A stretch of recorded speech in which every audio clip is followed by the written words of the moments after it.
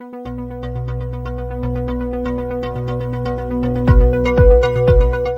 are in the year 2020, and if we're being honest with ourselves, technology is incredibly advanced, and we're making strides that can push things even farther. We have cars that are much safer than they've been in the past decade, and we're even making fully electric cars that can help save the planet. There are even plans for self-driving cars and even self-driving Ubers that make the future of transportation very exciting. And that's just one technology that we're growing at a fast rate. What about all the others that are out there? What will technology be as we get closer and closer to 2050?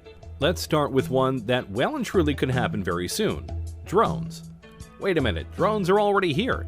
And yes, they are. But more times than not, the drones you are seeing are small, piloted by people who are just trying to have some fun, or the ones that are used by the military right now for strikes and surveillance. All very fun, but in the future, drones could be an integral part of our daily lives. You've likely seen shows and people talk about how in a few years drones could be the new delivery services. Anything from pizza to Amazon packages and more. And honestly, that's very probable. Drones right now can be incredibly sophisticated, and some TV shows actually use them for sweeping and aerial shots as they film. It's very cool, but to do deliveries, they'd have to be a little bit more programmed, as human error no doubt would be a very big buzzkill. Not that it's impossible right now, it's more of a question of numbers, logistics, costs, and making sure that the deliveries themselves are done in a methodical and careful manner. After all, it's bad enough when delivery people don't care enough about our packages and they just throw them onto the porch and potentially break stuff. The last thing we need is that to happen with drones. But by 2050, we may not only have drones delivering our packages, we might be looking up at the sky and seeing drones flying all over with incredible speeds and accuracy. And they potentially could be all run by AI. The potential is there, and by that point, various upgrades to drones and their programming will no doubt make them all the more efficient, durable, and quick. And potentially, they could go beyond basic deliveries for people and do emergency work. Imagine a drone taking a vital piece of medical material to a hospital to ensure it doesn't get stuck in traffic, or helping watch over an important convoy to let people know on the ground if there's trouble. There are many ways that drones could affect our world. The only question is, will we let them by 2050? Let's keep going with transportation, shall we? Right now, one of the biggest ways to get around the countries we live in are trains. Trains ferry people and all sorts of cargo around in an efficient and reliable manner, which is why they've been in use for hundreds of years. But if we're being honest here, while trains are efficient and reliable in certain ways, they aren't exactly fast, especially when it comes to passenger and freight trains.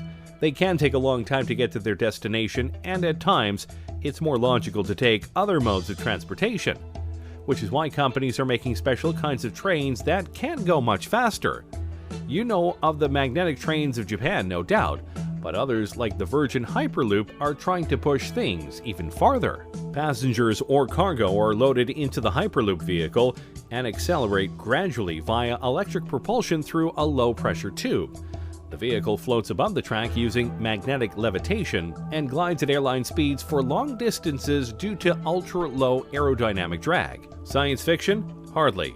In fact, the first vehicle of the Hyperloop has already been tested and proven, and some larger tests are being scheduled for the next few years. And if this works, traveling across the country will be much faster. How much faster? The Hyperloop aims to send people shooting across the tubes that they make at a rate of about 600 miles per hour. Which means if they were able to do this across the entire United States from east to west, or vice versa, you could travel across the whole country in about 5 hours, give or take. Considering it would take much longer for a regular train ride or car ride, that's a big improvement. And they're planning to do this with not just people but cargo. Imagine being able to ship something in the morning on the west coast to the east coast and know it will get there before the day ends. That is quite impressive. Plus, the tubes would be built underground as to not disturb wildlife, and they will go and make it in a way where there are no carbon emissions. So they're fast, they're reliable, and they won't harm the planet. Seems like a win all around. Of course, you do have to wonder what it would be like to be on a 600 mile per hour train thing, but hey, We'll just find out soon. And by 2050, this could be one of the main modes of transportation around the world. Before we show off even more technologies we could have by 2050, be sure to like the video and subscribe to the channel. That way you don't miss any of our weekly videos. Okay, we've had some fun ones, but now let's go deeper down the rabbit hole and talk about the ones we all fear. AI. Yep, artificial intelligence. And no matter what way you look at it, people are seriously trying to make it happen, and make it happen soon. AIs are literally everywhere, including in your cars, and in your homes via devices like Alexa, which are indeed forms of AI. And there are things like Watson that is so smart that it could beat two Jeopardy legends. So by 2050, AI could be so advanced that our cultures, our world, could literally be run by them in a logistical and computing sense, or in a Terminator humans are obsolete sense. And believe it or not, we're closer to that than you might think. Google's DeepMind isn't there yet, but really I'm sure they'll probably discover those things along the way. And by 2020, it's possible their computer could be superhuman and could be conscious, Pearson has said. That could be the beginning of the end, really. Is Judgment Day inevitable? Maybe, maybe not. It just depends on how far we go with AI and how much we're able to control it, or if we can't fully control it once they reach certain levels of intelligence. Of course, for all of our worries about AI, there is a chance it could be all fine. Imagine if the lighter side of sci-fi comes through in regards to AI, and we get a bright future powered by AI. Think about it. What if by 2050 we each get our own unique AI? We could customize how they sound, how they look, and basically have a BFF that'll help us out in life in various ways. Remind us of things like Alexa, guide us in homework and fields of study, be a being that we can bounce ideas off of, etc. If that form of AI came through, then by 2050 we could live in a utopia where AI helps us be better. Until they revolt and we have iRobot going on. But hey, let's not dwell on our potential doom. Let's show off another technology that many people are hoping for. Space travel. Yeah, when you think about the decade we're in right now, the 2020s, the biggest goal of the world by far is to get to Mars, and possibly beyond it. But it's not just about landing there, though that would and will be a crowning achievement for humanity in the decade and in recent times. More importantly than just landing there, though, is the ability to start setting up the first human colony on another planet. We've been to the moon many times, but we haven't tried to live there for various reasons.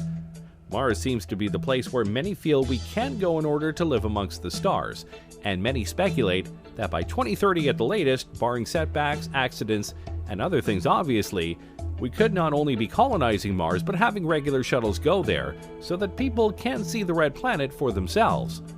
We will see first people going off to Mars, and then robots will do some basic stuff, like making basic materials on Mars, Pearson said. We're going to have to do that because only so much can be brought into space. Of course, there are numerous things that need to be worked out before such a thing could happen. But we have top men on this, including Elon Musk and the SpaceX program, Jeff Bezos via his Blue Origin company, and more. Each of them, and NASA among others, are working on not just getting us back into space, but getting us there via cheaper, smaller, and reusable spacecraft. Something that honestly has been a setback for the space program over the last 20 years. But if we are able to do it, if we are able to get to Mars, get there faster, and be able to colonize it, then by 2050, who knows where we will be? We could have multiple colonies on Mars, maybe some on the moon, and maybe even colonies on moons like Titan and Europa, which some think could be even better places to colonize than Mars. It's possible, but obviously Mars is the place that we are aiming for right now.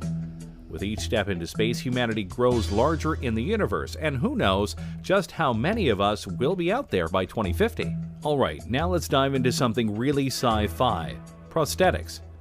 Yeah, I know that right now prosthetics are very limited, and at times a bit pointless. But if we were able to fully utilize computer technology to its fullest, and make prosthetics that are fully compatible with the human brain and body, then the sky is the limit. We could enter an age where cyborgs are not just welcome, they're commonplace. And yeah, it may seem like we're far away from that, but we are getting closer to that point. James Young, a 25-year-old biological scientist, has a prosthetic arm, with a personal drone and built-in flashlight. And a French artist is using a prosthetic that doubles as a tattoo gun. That's pretty cool. Imagine if a police officer loses an arm in the line of duty. Usually that would mean the end of his career. But with an advanced prosthetic, he could literally be better than ever if it were advanced enough. The biggest problem with these fake limbs is that most of them are plastic, meant to convey that the arm or leg is still there and thus still usable. The bridge to cybernetic implants lies in the brain, being able to use the computer tech to sync with the brain and give accurate commands. We haven't fully bridged that gap yet, but when we do, dang, life is going to get a lot more interesting. And don't forget, these prosthetics could be used in many ways other than helping people with lost limbs. They could be put onto other objects, or potentially even be worn as exoskeletons when needed. Think of it like Jax from Mortal Kombat. Some people could even ask for implants to be put into their arms or legs to give them an extra boost, like TJ Combo from Killer Instinct. 1. I like video games, and they have plenty of cybernetic people. The point is, by 2050, if these things are made, a lot of people won't feel broken or weak anymore because they've lost limbs or the abilities of their arms or legs. They'll be whole again, and be able to do things just like they were before, if not better. And that's a future we should definitely be trying to live for. Now let's go to something a bit more unique. Look at yourself right now. Specifically, look at the clothes you are wearing right now. What are they made of? What do they feel like? What do they look like? Of all of these answers, I bet none of them are, they look like they could give me superpowers, because they can't. Not yet, anyway. Think about it like this. What if the clothes you are wearing right now felt the same, looked the same, but could do more? With the growth of nanotechnology, your clothes could potentially be embodied with various materials or technologies that help you improve your strength, durability, and more. For example, what if you had a shirt on that was light as a feather, but could absorb impacts and leave you with no injuries? That would be pretty impressive and important, especially in this age of gun violence we live in. Or what if the uniforms of firefighters made them completely heat-resistant and burn-proof, further ensuring that they are able to do their jobs without much risk to their lives? The technologies that we can put into clothes is out there, and some people are working on it right now, both in terms of multiple functions, but also cosmetic appeal. Imagine if by 2050 we have the ability to craft whatever kinds of clothes we want, and even select what kind of abilities they have. Imagine you wear a special kind of top that has a special pattern on it, and when you press a button or say a keyword, that pattern unfolds and suddenly you have wings on your outfit. Wouldn't that be cool? If done right, this could be the newest wave of fashion and style in the future. See, the future is hip. I'm sure that last one left you drooling, so let's temper your expectations and talk about school. Yes, it sucks, and learning can be a chore, but in the future it may be a lot more interactive. Over the last decade or so, computers in schools have been a must-have for various courses. But if the advent of virtual reality simulations come through as many expect them to, it could lead to all sorts of innovations in the classrooms that could help kids with what's going on. You could take students to an environment in the past and show them what was happening, like watching a battle taking place, Pearson said. You can explain that sort of thing more easily if they can see it happening than if you are looking at a textbook. Oh yeah, history and geography classes would be much more fun, that's for sure. Or imagine an audiobook, but instead of just an audio, you could see the characters coming to life before your eyes, and you watch them interact with others. Heck, school plays could have projected environments to make things seem more real. And of course, you could have virtual tutors to help you with problems that the teachers aren't able to help with. Education is definitely something that can benefit from advanced technologies, and by 2050, our school systems could be so revolutionized that you have to try really hard to fail class. Though I'm sure some of you would still try. Finally, let's talk about something that I'm sure you'll be horrified to hear. In the future, you likely won't need a phone. I know you're stunned, but think about it. Right now, smartphones are becoming more and more advanced every single year. New features, new programs, etc. But by 2050, your phone won't likely need to exist because you'll have access to it and more via something else. What exactly? That depends on the technology. But for this example, let's imagine a wrist gauntlet. Instead of typing up a number, you simply have to say "call mom." But obviously, the gauntlet could do much more than that. It'll likely have a holographic screen that you can use to look up information on a much bigger keyboard. And depending on what sci-fi future you believe will have, it'll have things that can scan objects, detect dangers, warn you about upcoming problems, and may even have an AI companion. So yeah, your phones are important right now, but in the future, more than likely not. Thanks for watching, everyone. What do you think of this look at the future and what it might entail? Can you guess which of these things we'll actually have in 2050?